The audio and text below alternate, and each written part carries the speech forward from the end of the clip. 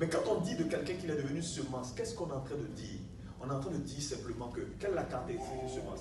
Une semence est petite, mais elle a en elle un potentiel. Donc, quelque chose est qualifié de semence quand la chose a un potentiel pour se reproduire.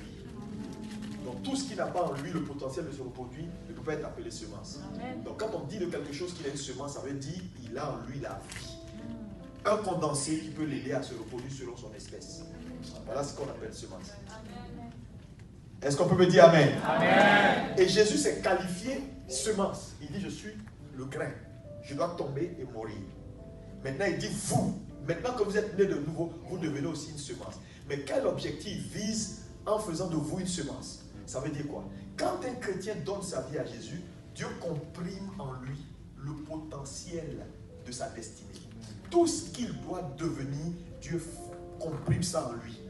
Donc quand il naît de nouveau, qu'importe la taille, le visage qu'il a, la faiblesse qu'il a, il est juste comme cette semence-là, qui ne ressemble à rien, que je peux jeter, écraser maintenant.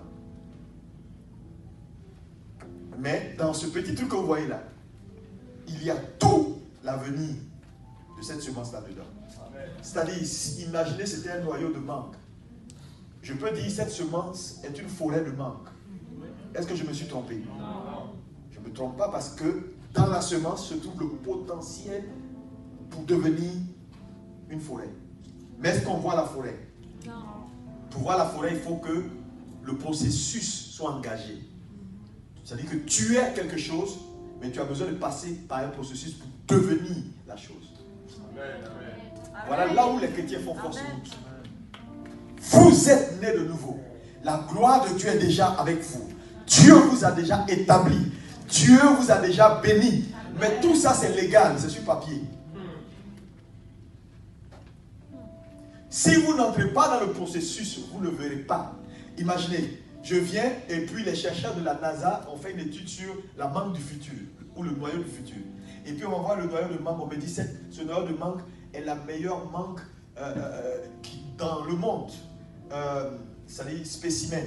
Ce noyau de mangue là, quand il va donner des mangues, ces mangues qui vont sortir ont une vertu thérapeutique. Ils guérissent le cancer, ils guérissent tout le sida et tout ça. Est-ce que ce noyau là, ça n'a pas à aller chercher? Ça va aller chercher. Mais tout ce que les scientifiques vont dire de bon sur le noyau, quelle est la meilleure manière de voir ça arriver? C'est planter. C'est planter le noyau. C'est accepter que le noyau meure. Tant que le noyau ne meurt pas, tout ce qu'ils disent là, c'est du bavardage. Donc tout ce que la Bible dit de toi, prophétise sur toi, tant que tu ne décides pas de mourir, c'est du bavardage.